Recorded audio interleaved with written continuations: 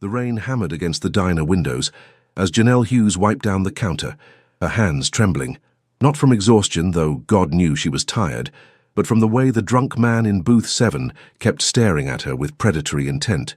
She'd served men like him before, men who thought a smile meant invitation, but something about tonight felt different, dangerous. The diner had gone silent, that terrible quiet before violence, and when he grabbed her wrist as she passed, fingers digging into her skin with bruising force, she did the only thing she could. She reached out desperately and grabbed the hand of the stranger sitting alone in the corner booth. The moment their eyes met, his dark, intense, achingly familiar, the drunk man released her and stumbled backward, suddenly sober with fear. Janelle didn't understand why until she saw how every person in the diner had gone silent, watching the man whose hand she clutched. He stood slowly, his presence filling the space like an approaching storm, spoke 3 quiet words in Korean, and the drunk man fled into the rain. Only then did Shin Jun-ho smile and say, "You grabbed my hand 5 years ago too. This time I'm not letting you disappear." Janelle Hughes had learned long ago that survival meant keeping your head down, your smile polite, and your dreams small enough to fit between responsibilities. At 28, her life had narrowed to 3 things: her job as a waitress at Rosie's Diner on Chicago's South Side, her bedridden mother who'd suffered a stroke 2 years ago, and her 3-year-old daughter Mia, whose father had vanished the moment he saw the pregnancy test. The diner's fluorescent lights buzzed overhead as she balanced 3 plates on her left arm, coffee pot in her right. Tuesday nights were slow, which meant sparse tips, but at least she could breathe between orders.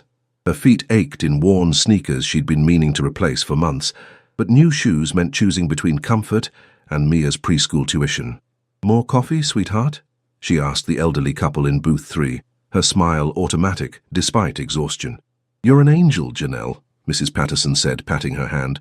"How's your mother?" "Stable, thank you for asking."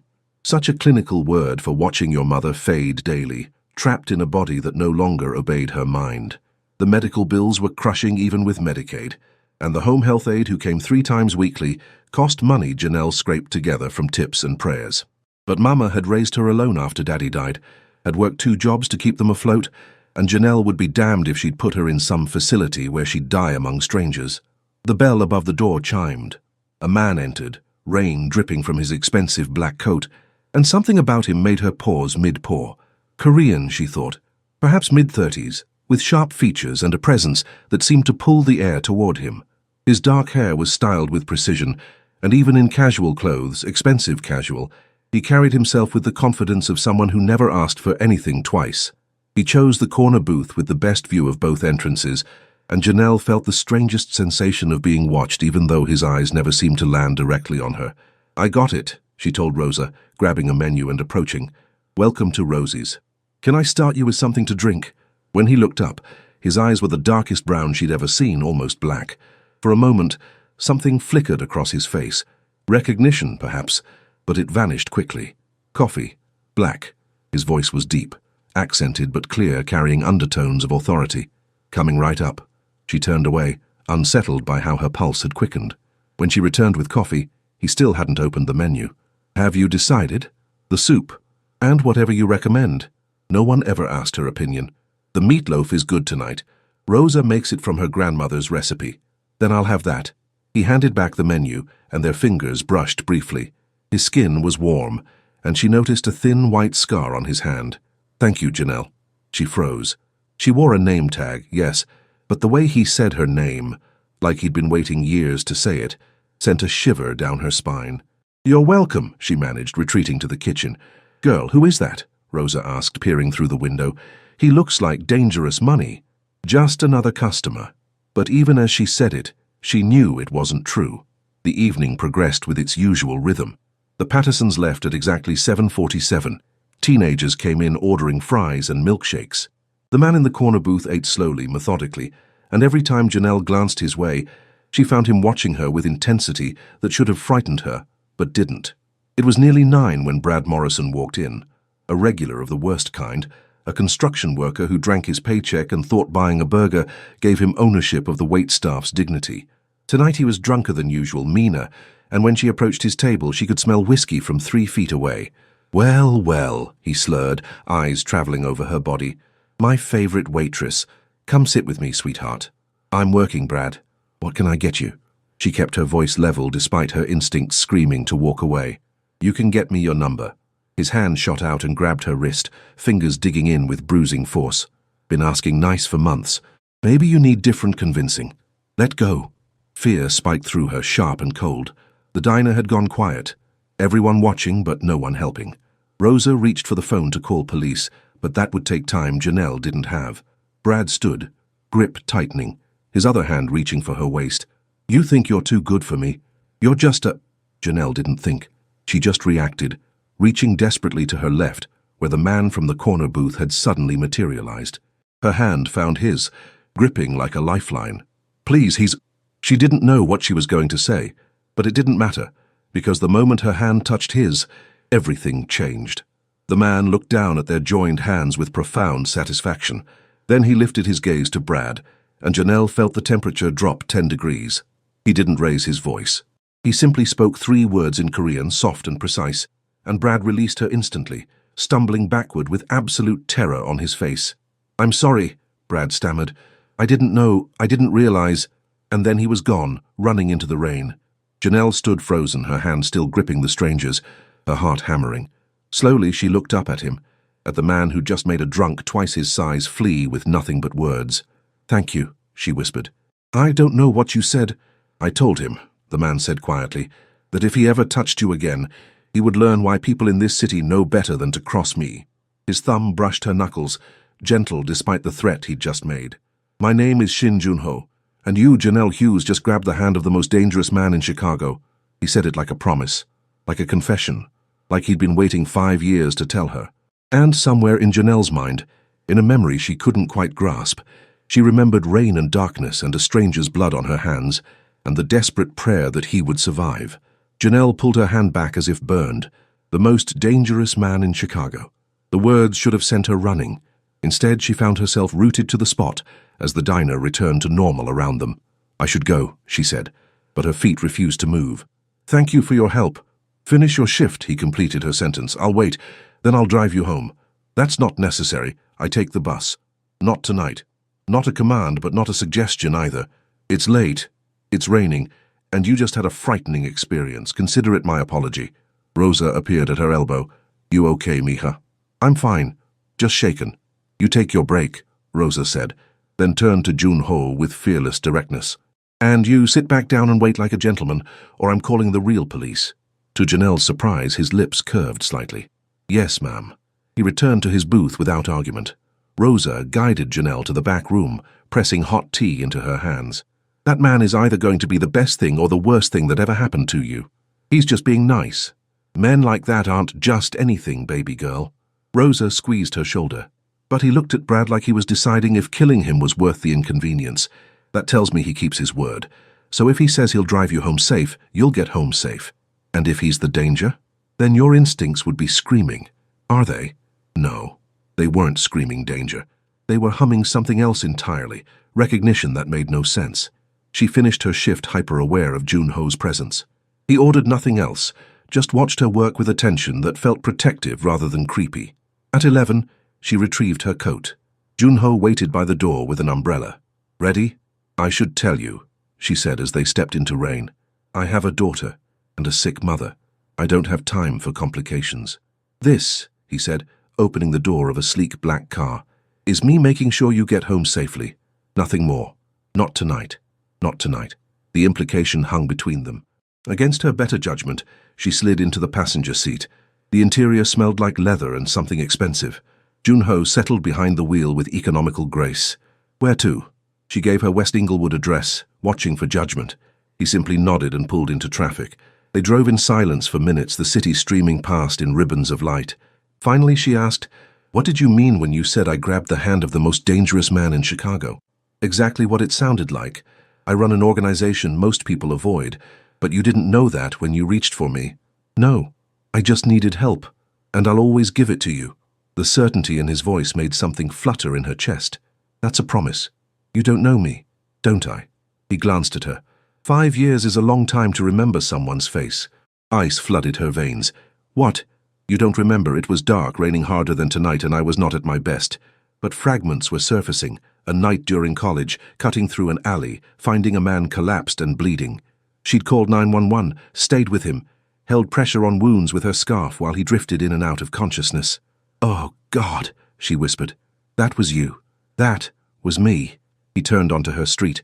"You saved my life that night, and then you disappeared before I could thank you. I had a midterm, the ambulance came, and I just left. You were going to live. To you, perhaps. To me, it was everything."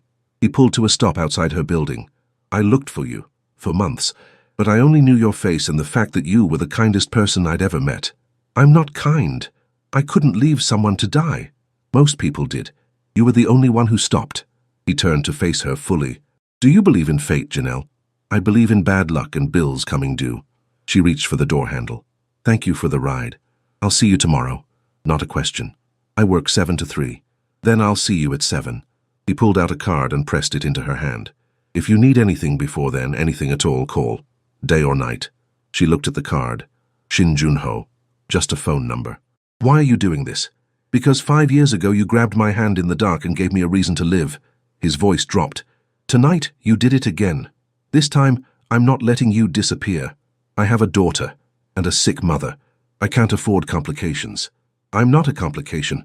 The way he said her name made her heart stutter. "I'm a solution to every problem you've been carrying alone."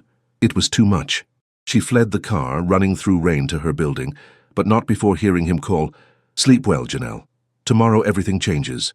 As she climbed 3 flights to her apartment, where her mother slept, and her daughter dreamed, Janelle realized with certainty Shin Jun-ho was right. Everything was about to change. Janelle didn't sleep.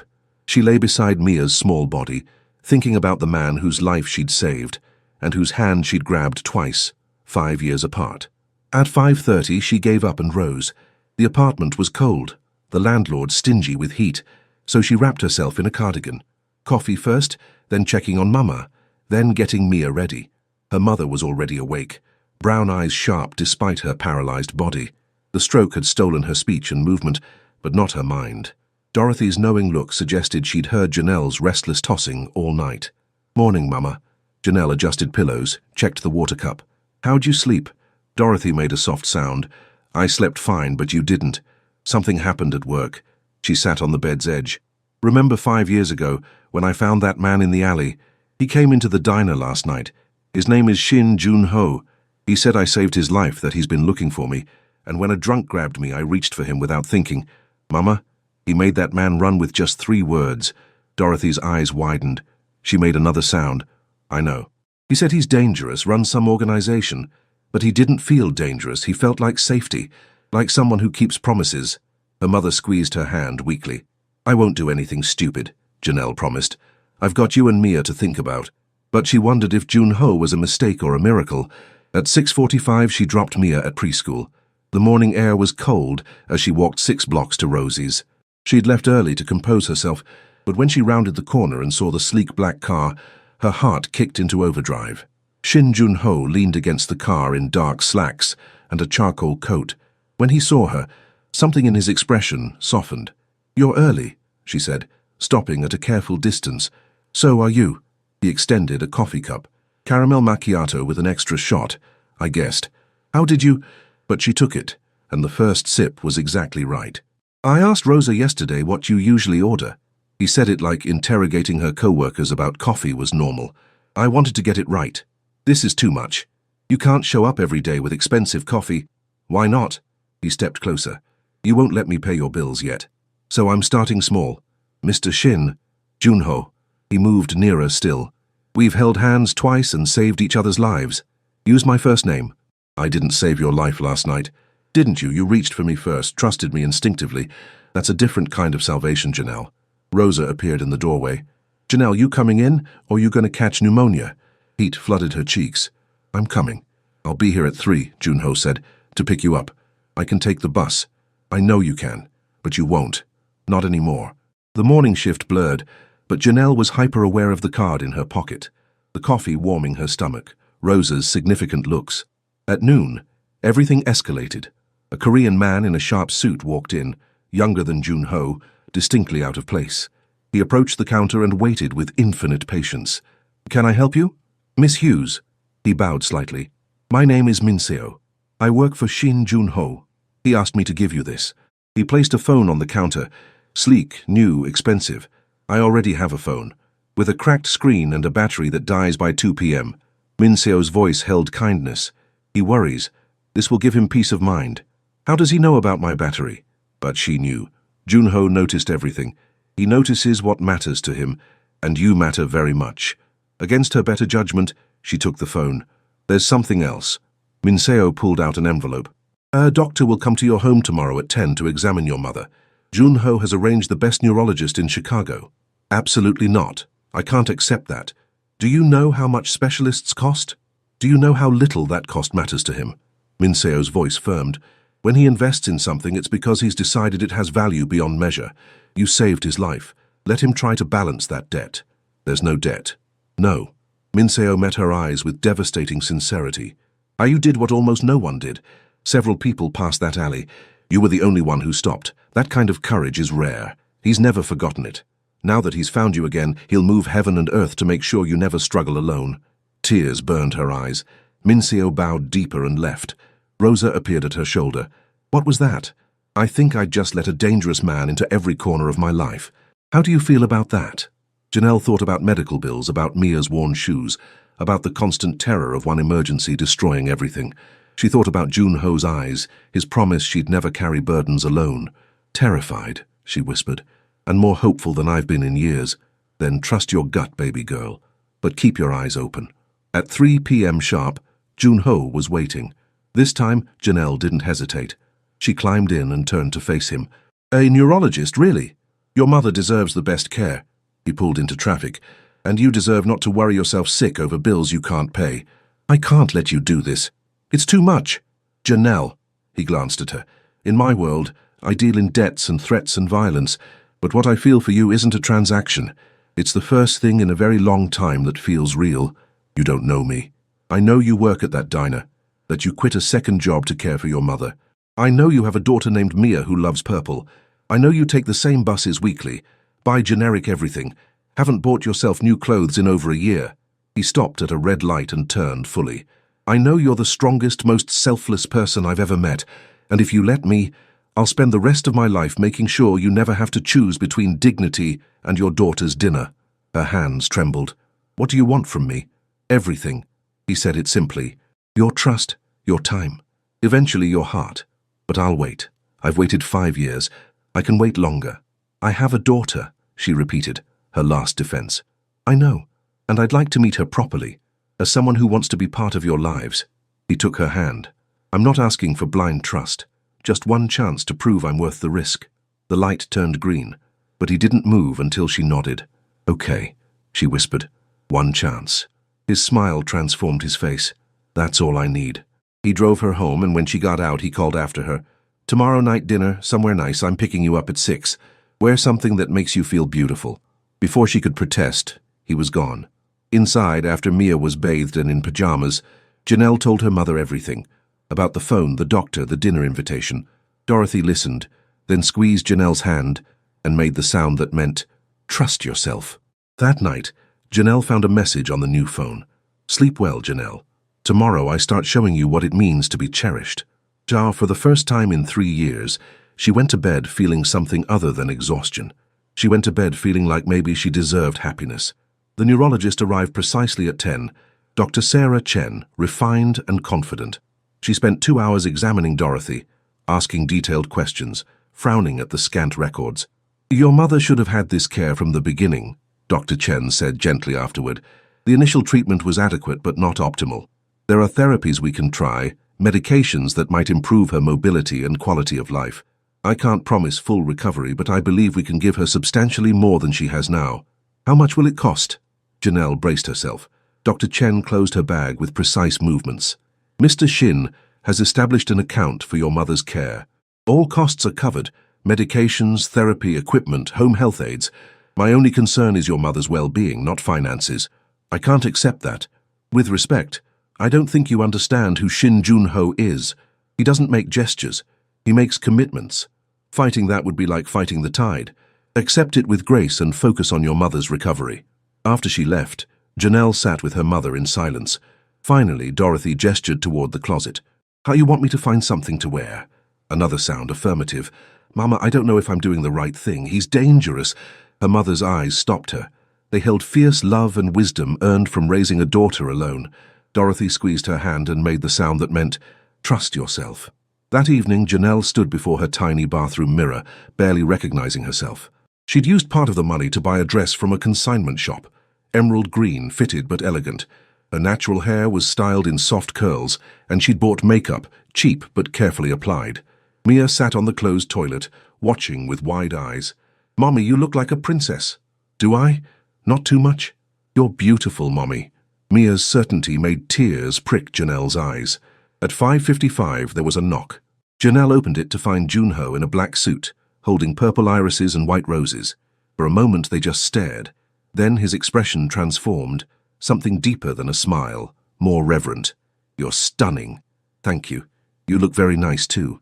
Flowers. Mia appeared shy but curious. Are those for Mommy? Junho crouched to her eye level. These are for your Mommy, yes, but I brought something for you too, if it's okay. He pulled out a small wrapped package. Janelle nodded permission. Mia unwrapped it carefully, revealing a beautiful illustrated edition of fairy tales with gilded pages. It's so pretty, Mia breathed. Thank you, Mr. You can call me Junho, he said gently.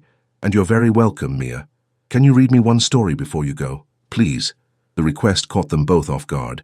Janelle started to refuse, but Junho stood smoothly. I would be honored. If we have time. We have time, Janelle heard herself say. She watched as this dangerous man settled on her worn couch with her daughter and began reading about princesses and dragons. Mia listened with rapt attention, and when the story ended, she hugged him impulsively. You're nice, Mia declared. I like you. I like you too, Junho said genuinely. Very much. Mrs. Chen arrived to watch Mia and Dorothy. In the car, Janelle said what she'd been thinking. You didn't have to do that. The story. I wanted to. He navigated traffic with ease. Your daughter is remarkable. Smart, curious, affectionate. You've done an incredible job. I've done my best. It doesn't always feel like enough. You're more than enough. He glanced at her. Perfect. Exactly as you are. The restaurant was unlike anywhere Janelle had been. A rooftop establishment with floor-to-ceiling windows, offering panoramic city views. The maître d' greeted Junho by name and led them to a private corner table. This is too much, she said. This is barely a beginning. He held her chair. Tell me about your mother, Dr. Chen called. So she did.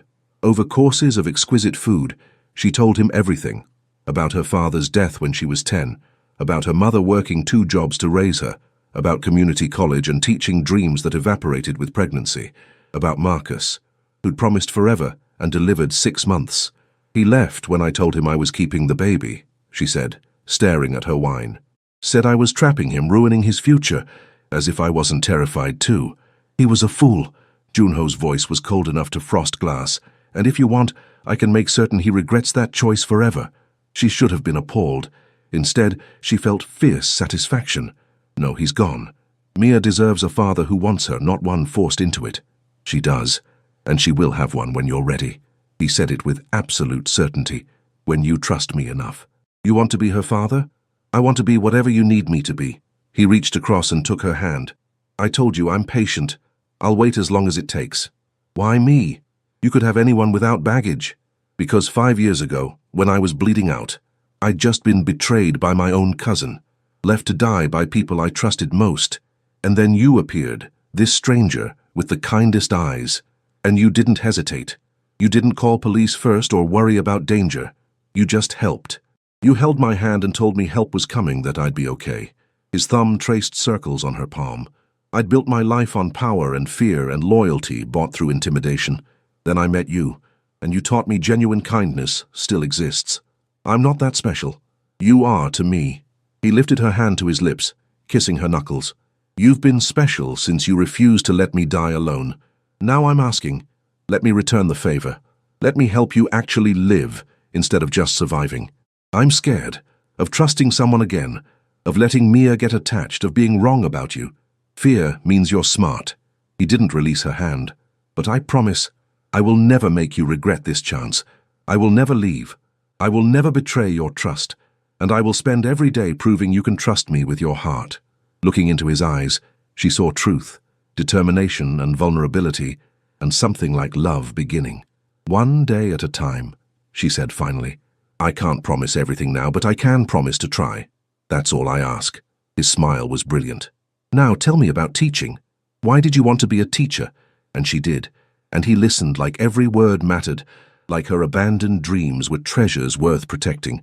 And somewhere between dinner and dessert, Janelle felt her walls crack a little more.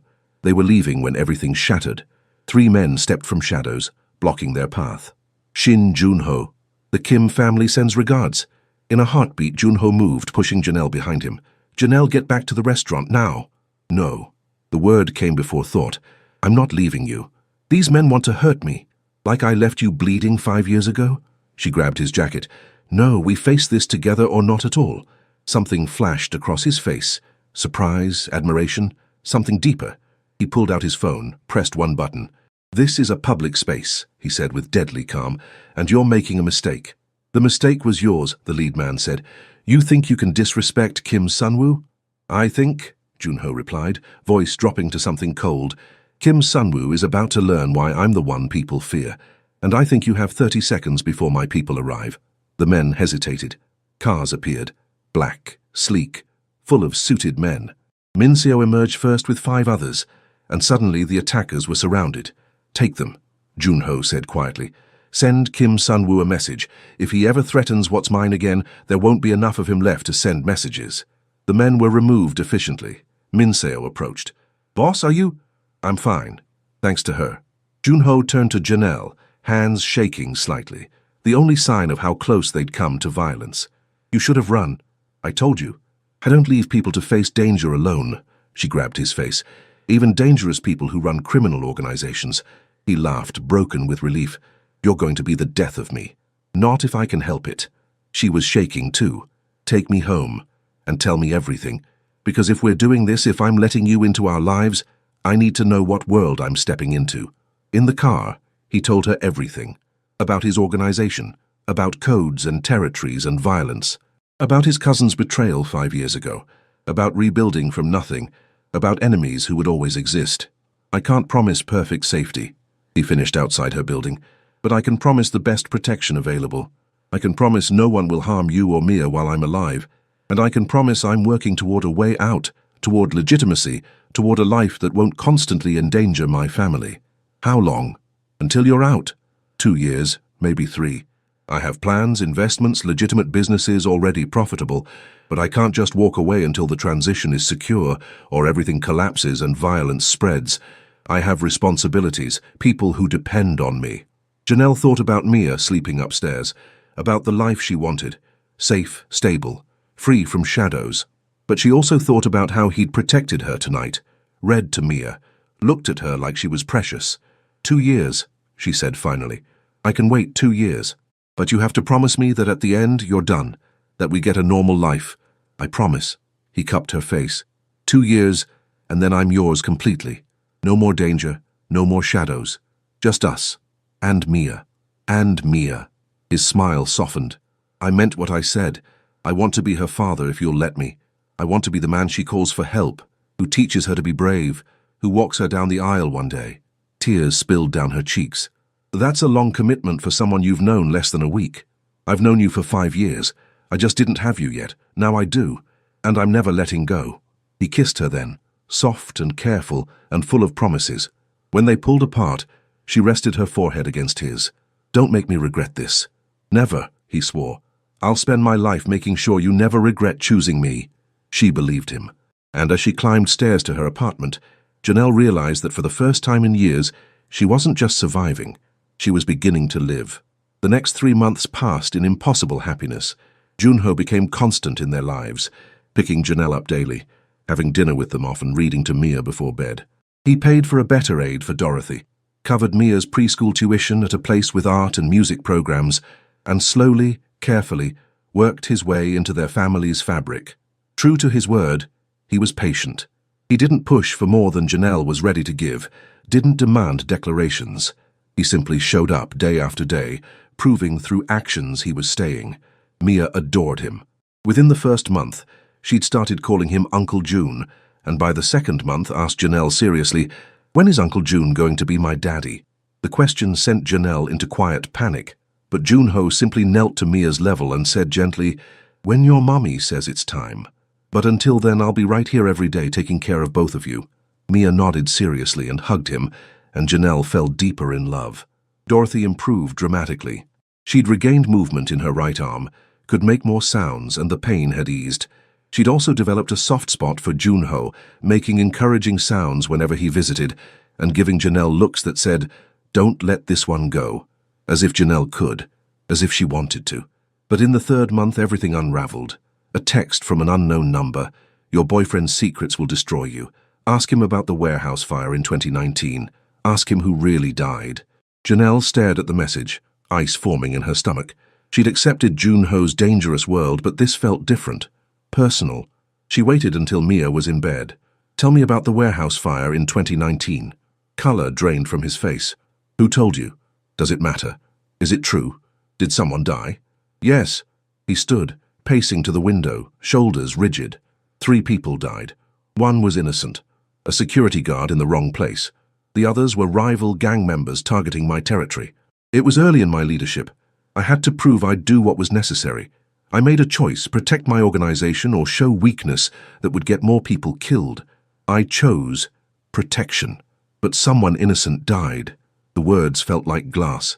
"I gave the order, and I'll carry that guilt forever." He wouldn't look at her. "It was the worst mistake of my life. There's no excuse.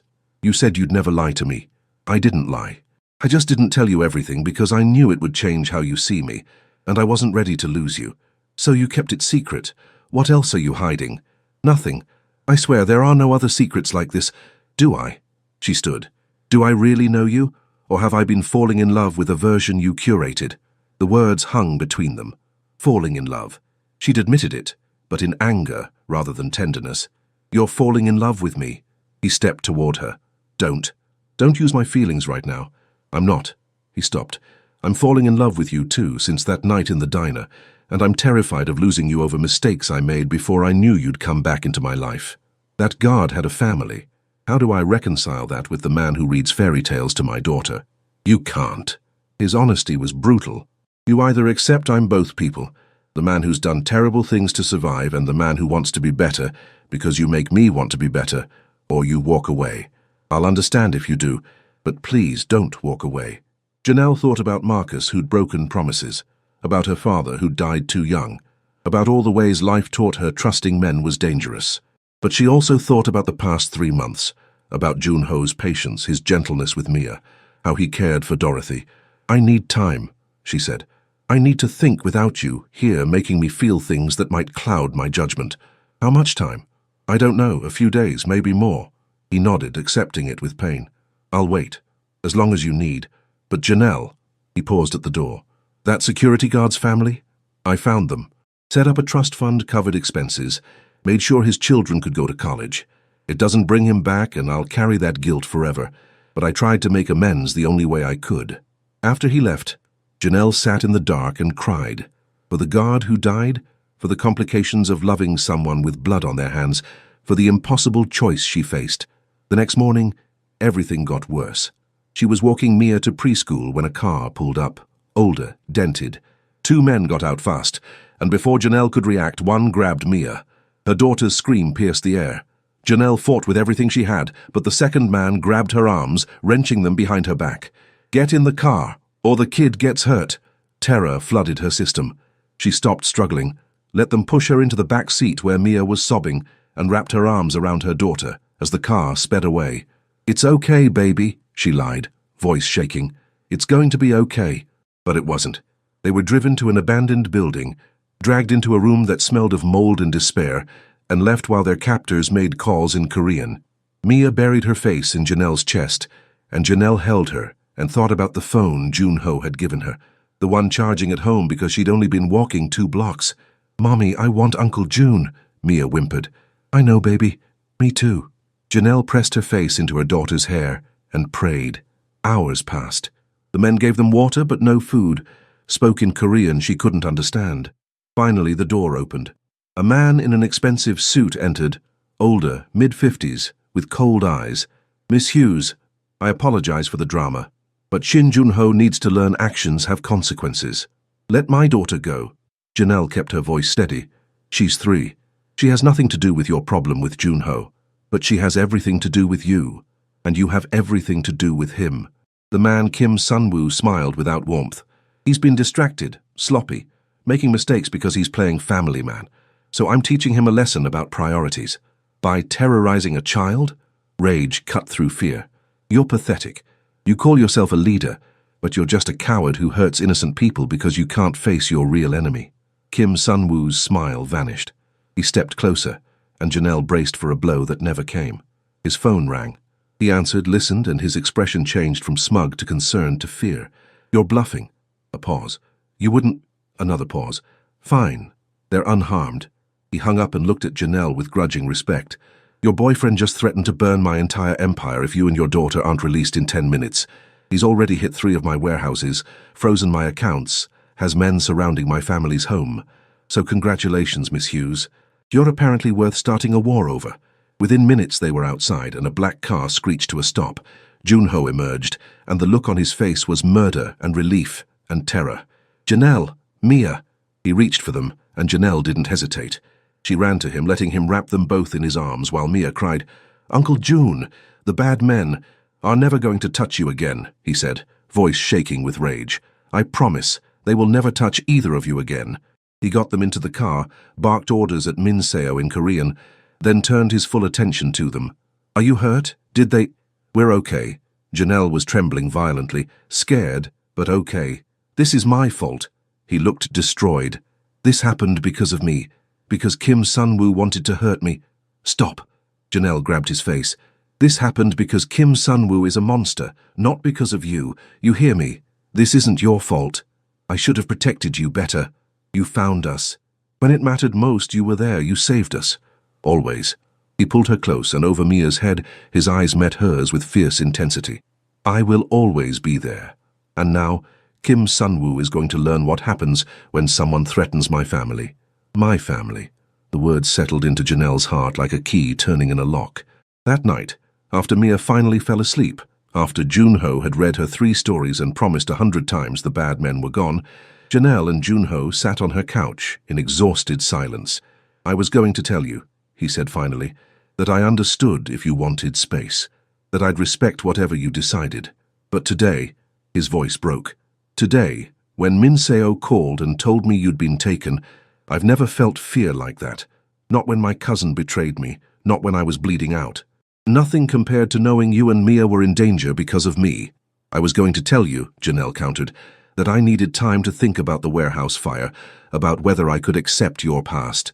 But today, when Mia asked for you, I realized something. She already sees you as family, and so do I. He turned to her, hope and fear warring in his expression. I love you, she said, the words coming easier than expected. I'm terrified and this is complicated, and your world is dangerous, but I love you and I choose you, both sides of you. The man you were and the man you're becoming. Janelle! But, she continued firmly, if we're doing this, if you're going to be part of our lives, you have to promise me something. Promise me you're done in 2 years, that you find a way out and take it, because I can handle danger temporarily, but I won't raise Mia in a world where we look over our shoulders forever. I promise. He took both her hands. 2 years. And I'm accelerating the timeline. I'll work day and night to make it sooner, because you and Mia are my priority now. Not territory, not reputation. You, always you. She kissed him then, deep and desperate and full of all the fear and relief and love she'd been holding back. When they pulled apart, she rested her forehead against his. You grabbed my hand in that alley 5 years ago, he whispered. And tonight in desperation you grabbed it again, not knowing I'd waited all these years for you, not knowing I'd already decided you were mine, and now you're telling me you love me, and I... His voice broke. I don't have words. Then show me, she said. Show me every day. Be there for Mia. Help me care for my mother. Build the life you promised. And in 2 years, marry me, and give my daughter your name. His eyes went wide. Are you? I'm not proposing yet. I'm giving you something to work toward. She smiled through tears. Prove you can leave that world. Prove we can have normal. And then ask me properly. And I'll say yes. Deal. He laughed, the sound watery with emotion.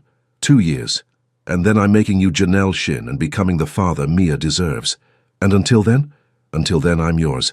Completely, irrevocably yours. He pulled her close. You saved my life twice now, Janelle Hughes. The least I can do is spend the rest of mine making sure you never regret it. Years had passed, and the small West Englewood apartment had been replaced by a Hyde Park brownstone.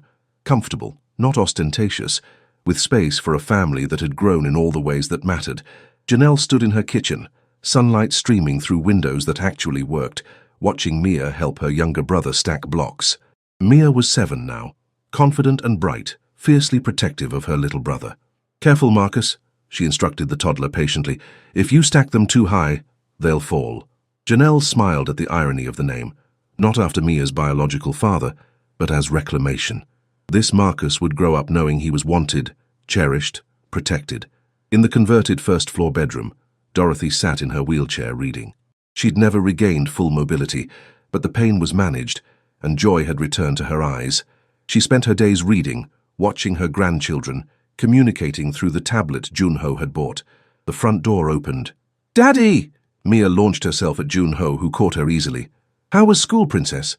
I got an A on my math test, and Tommy Anderson said girls couldn't be good at numbers, so I told him my daddy taught me math and he's the smartest person I know." She said it with fierce pride. "That's my girl." He ruffled her hair. "Though your mummy might argue about the smartest person part." "Mummy's the smartest about different things," Mia said reasonably. Janelle laughed as Junho crossed the kitchen and kissed her thoroughly. "How was your day, Mrs. Shin?" Mrs. Shin. Even after 3 years, the name thrilled her.